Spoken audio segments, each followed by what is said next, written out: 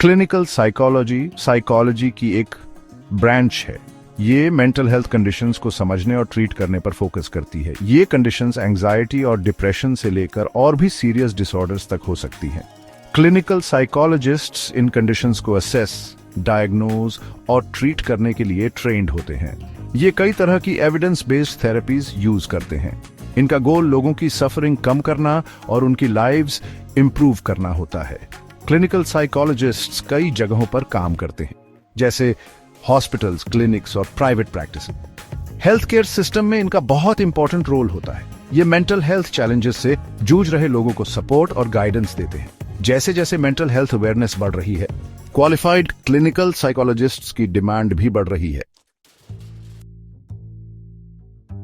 Clinical psychology में public safety ensure करने के लिए लाइसेंसिंग और सर्टिफिकेशन बहुत इंपॉर्टेंट हैं। ये प्रोसेसेस गारंटी करते हैं कि सिर्फ क्वालिफाइड प्रोफेशनल्स ही प्रैक्टिस कर सकें। ये पब्लिक को अनक्वालिफाइड लोगों से होने वाले पोटेंशियल हार्म से बचाता है। लाइसेंसिंग में टिपिकली स्पेसिफिक एजुकेशनल रिक्वायरमेंट्स पूरे करने होते हैं। साथ ही एक स्टैंडर्डाइज्ड एग्जाम पास करना भी जरूरी होता है।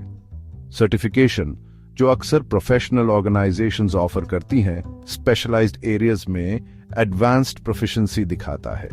लाइसेंसिंग बोर्ड्स और certification bodies professional standards maintain करने में इंपॉर्टेंट रोल प्ले करते हैं। ये एथिकल गाइडलाइंस सेट करते हैं, कंप्लेंट्स इन्वेस्टिगेट करते हैं और उन प्रैक्टिशनर्स को डिसिप्लिन करते हैं जो इन स्टैंडर्ड्स को वायोलेट करते हैं।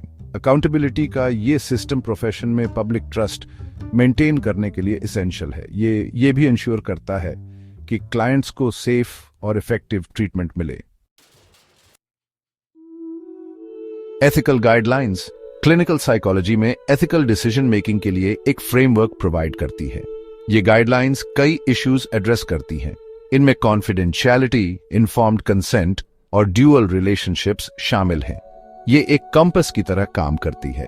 ये साइकोलॉजिस्ट को कॉम्प्लेक्स सिचुएशंस और एथिकल डिलेमास में नेविगेट करने में गाइड करती हैं।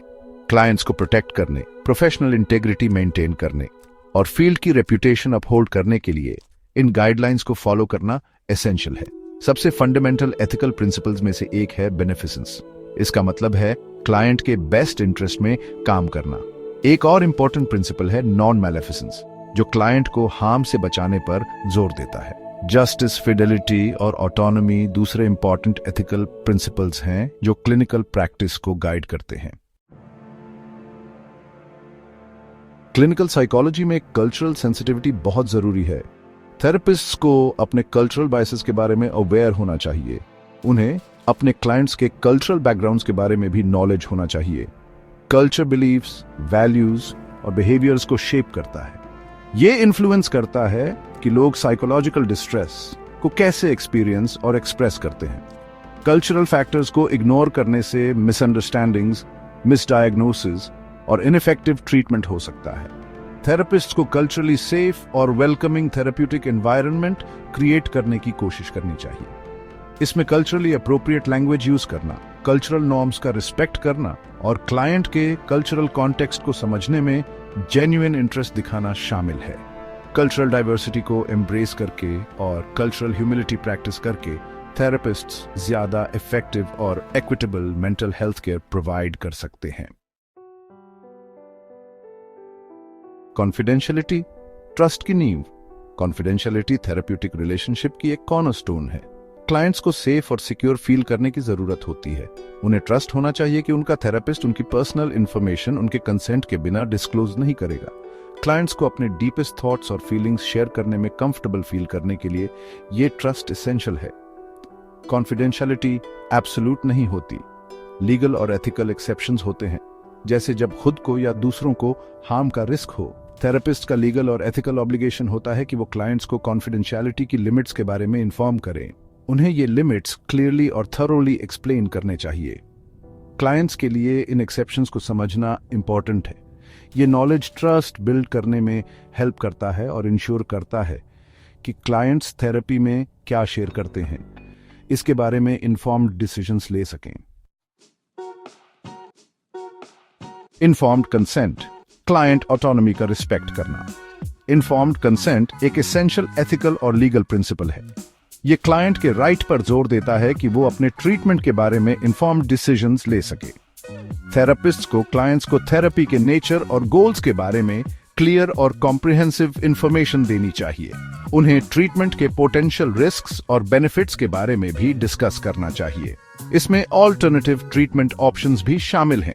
क्लाइंट्स को क्वेश्चंस पूछने और सेटिस्फैक्टरी आंसर्स पाने का राइट है। वो अपनी मेंटल हेल्थ केयर के बारे में इन्फॉर्म्ड डिसीजंस ले सकते हैं। इन्फॉर्म्ड कंसेंट एक ऑनगोइंग प्रोसेस है, न कि सिर्फ एक वन टाइम इवेंट। थेरेपिस्ट्स को क्लाइंट्स के साथ रेगुलरली ट्रीटमेंट गोल्स और प्लान्स रिव्यू करने चाहिए। जरूरत पड़ने पर एडजस्टमेंट्स किए जा सकते हैं। क्लाइंट ऑटोनॉमी का रिस्पेक्ट करने का मतलब है क्लाइंट्स को एम्पावर करना ताकि वो एक्टिवली अपने ट्रीटमेंट में पार्टिसिपेट कर सकें और ऐसे चॉइसेस ले सकें जो उनके वैल्यूज और प्रेफरेंसेस के साथ अलाइन हो। बदलता लैंडस्केप, टेक्नोलॉजी और पर्सनलाइज्ड थेरेपी। टेक्नोलॉजी तेजी से क्लिनिकल साइकोलॉजी के फील्ड को ट्रांसफॉर्म कर रही है। टेलीथेरेपी या वीडियो कॉन्फ्रेंसिंग के जरिए दी जाने वाली थेरेपी इंक्रीजिंगली कॉमन हो गई है। ये रिमोट एरियाज में या लिमिटेड मोबिलिटी वाले इंडिविजुअल्स के लिए केयर एक्सेस इंप्रूव करती है। Mobile health apps mood track करने, स्ट्रेस मैनेज करने और सेल्फ हेल्प रिसोर्सेज एक्सेस करने के लिए कन्वीनियंट टूल्स ऑफर करती हैं। आर्टिफिशियल इंटेलिजेंस को ट्रीटमेंट्स पर्सनलाइज करने और डायग्नोस्टिक एक्यूरेसी इंप्रूव करने के तरीके के रूप में एक्सप्लोर किया जा रहा है। पर्सनलाइज्ड मेडिसिन एक और इमर्जिंग ट्रेंड है जिसमें मेंटल हेल्थ केयर इंप्रूव करने का प्रॉमिस है। इस अप्रोच में इंडिविजुअल के यूनिक जेनेटिक मेकअप, लाइफस्टाइल और एनवायरमेंटल फैक्टर्स के हिसाब से ट्रीटमेंट्स टेलर करना शामिल है। इन फैक्टर्स के कॉम्प्लेक्स इंटरप्ले को समझकर क्लिनिशियंस ज्यादा टारगेटेड और इफेक्टिव ट्रीटमेंट प्लान्स डेवलप कर सकते हैं। इंटरडिसिप्लिनरी कोलैबोरेशन एक holistic approach mental health physical health से अलग नहीं है। होलिस्टिक केयर प्रोवाइड करने के लिए क्लिनिकल साइकोलॉजिस्ट्स इंक्रीजिंगली दूसरे हेल्थ केयर प्रोफेशनल्स के साथ कोलैबोरेट कर रहे हैं। फॉर एग्जाम्पल, वो मेडिकेशन मैनेज करने के लिए साइकियाट्रिस्ट के साथ, फिजिकल और मेंटल हेल्थ के इंटरप्ले को एड्रेस करने के लिए प्राइमरी केयर फिजिशियंस के साथ, और क्लाइंट्स को कम्युनिटी रिसोर्सेज से कनेक्ट करने के लिए सोशल वर्कर्स के साथ काम कर सकते हैं। ये इंटरडिसिप्लिनरी अप्रोच इंश्योर करता है कि क्लाइंट्स को कॉम्प्रिहेंसिव केयर मिले जो उनकी वेलबीइंग के सभी एस्पेक्ट्स को एड्रेस करे। कोलैबोरेशन हेल्थ केयर फील्ड से आगे भी एक्सटेंड करता है। क्लिनिकल साइकोलॉजिस्ट स्टूडेंट्स की मेंटल हेल्थ सपोर्ट करने के लिए, एजुकेटर्स के साथ मेंटली हेल्थी वर्कप्लेसेस क्रिएट करने के लिए एम्प्लॉयर्स के साथ, और मेंटल वेलबीइंग प्रमोट करने वाली पॉलिसीज के लिए एडवोकेट करने के लिए पॉलिसी मेकर्स के साथ भी काम कर सकते हैं। साथ मिलकर काम करके ये प्रोफेशनल्स मेंटल हेल्थ चैलेंजेस से जूझ रहे इंडिविजुअल्स के लिए एक ज्यादा सपोर्टिव और अंडरस्टैंडिंग सोसाइटी क्रिएट कर सकते हैं। क्लिनिकल साइकोलॉजी का फ्यूचर चेंज को एम्ब्रेस करना। क्लिनिकल साइकोलॉजी का फील्ड कॉन्स्टेंटली इवॉल्व हो रहा है। जैसे जैसे टेक्नोलॉजी एडवांस होती है, ब्रेन की हमारी अंडरस्टैंडिंग डीपन होती है और सोसाइटल नीड्स चेंज होते हैं। क्लिनिकल साइकोलॉजिस्ट को अडेप्ट करना चाहिए और न्यू अप्रोचेस एम्ब्रेस करने चाहिए। फील्ड का फ्यूचर ब्राइट है। ये इंडिविजुअल्स, फैमिलीज और कम्युनिटीज की लाइव्स इंप्रूव करने के अपॉर्चुनिटीज से भरा है। इनोवेशन को एम्ब्रेस करके, एथिकल प्रैक्टिस को प्रायोरिटाइज करके और दूसरों के साथ कोलैबोरेट करके क्लिनिकल साइकोलॉजी वर्ल्ड में प्रोफाउंड डिफरेंस लाना जारी रख सकती है। जैसे जैसे हम आगे बढ़ते हैं, ये याद रखना एसेंशियल है कि क्लिनिकल साइकोलॉजी का हार्ट थेरेपिस्ट और क्लाइंट के बीच ह्यूमन कनेक्शन में है। टेक्नोलॉजी और अदर एडवांसमेंट्स इस कनेक्शन को एनहांस कर सकते हैं, लेकिन उन्हें एम्पैथी, कंपैशन और अंडरस्टैंडिंग को कभी रिप्लेस नहीं करना चाहिए, जो इफेक्टिव थेरेपी का फाउंडेशन बनाते हैं। अगर आपको यह वीडियो पसंद आया हो तो हमारे चैनल को सब्सक्राइब जरूर करें। साथ ही बेल आइकन दबाएं ताकि आपको हर नई वीडियो की जानकारी तुरंत मिल सके। अगर आपको यह कंटेंट मददगार लगा तो इसे लाइक और शेयर करना न भूलें ताकि आपके दोस्तों को भी इसका फायदा हो। धन्यवाद और मिलते हैं अगले वीडियो में।